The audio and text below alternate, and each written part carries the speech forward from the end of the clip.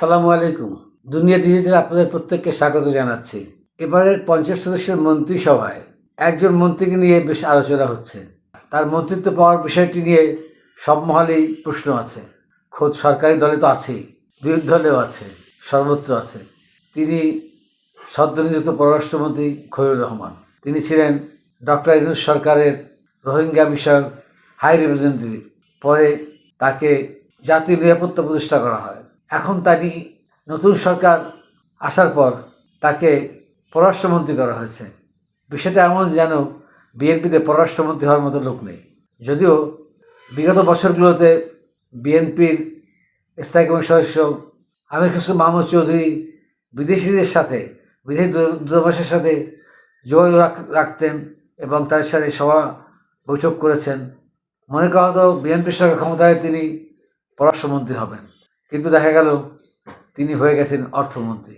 আমরা তার জীবন বৃত্তান্ত এখনও পড়তে পারিনি। তার ব্যাকগ্রাউন্ড, পেশাগত অভিজ্ঞতা কী তাও আমরা জানি না। তবে তিনি বিদেশে পড়াশোনা করেছেন বলে জানা যায়। অবশ্য সংসদীয় ব্যবস্থায় মন্ত্রীর কাজ নীতি নির্ধারণ করা, সরকারের নীতি নির্ধারণে সহায়তা করা। সংশ্লিষ্ট তার অভিজ্ঞতা বা বুৎপত্তি থাকা বা বিশেষজ্ঞ হওয়ার কোনো প্রয়োজন নেই। কমন সেন্স, যেটা মানুষের আনকমন, বিরল, সেটা থাকাটাই হচ্ছে গুরুত্বপূর্ণ। যাই হোক, যেটা বিষয়ে কথা বলছিলাম, খলিলুর রহমানের পররাষ্ট্রমন্ত্রী হওয়া নিয়ে যখন প্রশ্ন, তখন বুধবার সন্ধ্যায় রাষ্ট্রীয় ভবনে সাংবাদিকদের সাথে আলাপকালে তিনি বলেছেন যে তিনি জোর করে মন্ত্রিসভায় আসেননি। খুবই ভালো কথা। তবে তাকে যে বিএনপি তোয়াজ করে মন্ত্রিসভায় এনেছে, এটাও অনেকে বিশ্বাস করেন না। কিছুদিন আগে একটি পত্রিকায় লিখেছিল যে বাংলাদেশ ভূ রাজনীতিতে প্রবেশ করেছে। আওয়ামী লীগের আমলে বা তার আগে বাংলাদেশ আন্তর্জাতিক অঙ্গনে যতটা গুরুত্ব পেত, অধ্যাপক মোহাম্মদ ইউনূসের অন্তর্বর্তীকালীন সরকারের সময় বাংলাদেশ ভূ রাজনীতির দুনিয়ায় প্রবেশ করেছে, জগতে প্রবেশ করেছে এবং বাংলাদেশ ভূ রাজনীতির অংশ হয়ে গেছে। এবং সেই অংশ হওয়ার কারণেই যুক্তরাষ্ট্রে বসবাসরত খলিলুর রহমানকে ডেকে এনে মন্ত্রীর মর্যাদায় গুরুত্বপূর্ণ দায়িত্ব দেওয়া হয়েছিল। এখন আমরা জানি না সেই আন্তর্জাতিক চাপে না অন্য কোনো কারণে খলিলুর রহমানকে বিএনপি সরকার পররাষ্ট্রমন্ত্রী করেছে। পাকিস্তান আমরা দেখেছি ওয়াশিংটন থেকে প্রধানমন্ত্রী বসানোর। বগুড়ার মোহাম্মদ আলী অবিভক্ত বাংলায় সোহরাওয়ার্দী মন্ত্রিসভায় সদস্য ছিলেন। তিনি সোহরাওয়ার্দী গ্রুপে থাকার কারণে পাকিস্তান হওয়ার পর খাজা নাজিমুদ্দিন পূর্ব বাংলার মুখ্যমন্ত্রী হলে মোহাম্মদ আলী বাদ পড়েন। মোহাম্মদ আলী ছিলেন সোহরাওয়ার্দী গ্রুপের।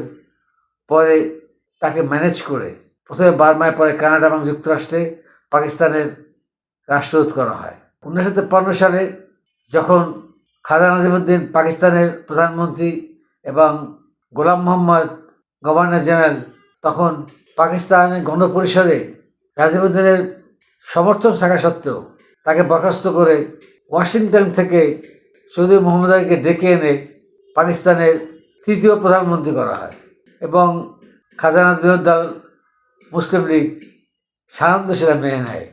সেই ওয়াশিংটন থেকে প্রধানমন্ত্রিত্ব বসানো যে চর্চা, সেটা পাকিস্তানের জন্য আখেরে কী হয়েছিল সেটা আমরা জানি। পাকিস্তানই ভেঙে গেছে, পাকিস্তান টেকেনি, যে পাকিস্তান 47 সালে গঠিত হয়েছিল।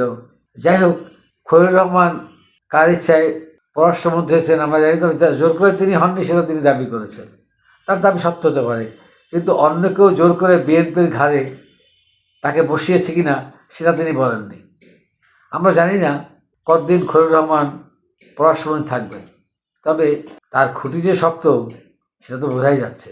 বুধবারে সাংবাদিকদের প্রশ্নের জবাবে খলিলুর রহমান হেসে বলেন, অনেকে ইলেকশন ইঞ্জিনিয়ারের কথা বলছে, তার মানে গণনা ঠিক হয়নি, তাই তো এটা বলছে, তো গুনে নেন আরেকবার, মুশকিল তো নাই। বিএনপি কিছুদিন আগে কিছু উপদেষ্টার নির্বাচন আগে সরিয়ে দেওয়ার দাবি জানিয়েছিল, তাতে খলিলুর রহমানের নামও ছিল। সেই খলিলুর রহমান কীভাবে ক্যাবিনেটে যুক্ত হলেন, সাংবাদিকরা এমন প্রশ্ন করলে হেসে খলিলুর রহমান বলেন, আমি তো জোর করে যাইনি। তো একজনকে একজন সম্পর্কে একটা ধারণা থাকতে পারে প্রাথমিক, সেটা পরিবর্তনও হয়। সাংবাদিক সম্মেলনে খলিলুর রহমান বলেন, অন্তর্বর্তী সরকারের সময় জাতীয় নিরাপত্তা বিষয়ে দায়িত্ব পালন খলিলুর রহমান বলেন, সাবেক রাষ্ট্রপতি জিয়াউর রহমান সময়কার পররাষ্ট্রনীতির ধারায় বাংলাদেশ ফিরেছে। তিনি বলেন, আমরা পররাষ্ট্র কর্মকাণ্ডে আমাদের জাতীয় স্বার্থ পরিপূরক করে বুঝে নেব। রোহিঙ্গা প্রত্যাবাসন প্রসঙ্গে খলিলুর রহমান বলেন, অন্তর্বর্তী সরকারের সময় যেভাবে কার্যক্রম চলছিল তা কোনোভাবেই কমবে না, বরং আরও জোরদার করা হবে। আমরা সকল দেশের সঙ্গে সুসম্পর্ক বজায় রাখতে চাই। দর্শক, আমাদের এই চ্যানেলটি যদি আপনার ভালো লেগে থাকে তাহলে অবশ্যই লাইক, কমেন্ট, শেয়ার এবং সাবস্ক্রাইব করে আমাদের পাশে থাকুন। আপডেটেড প্রতিটি মুহূর্তে দুনিয়া digital, world news meets truth.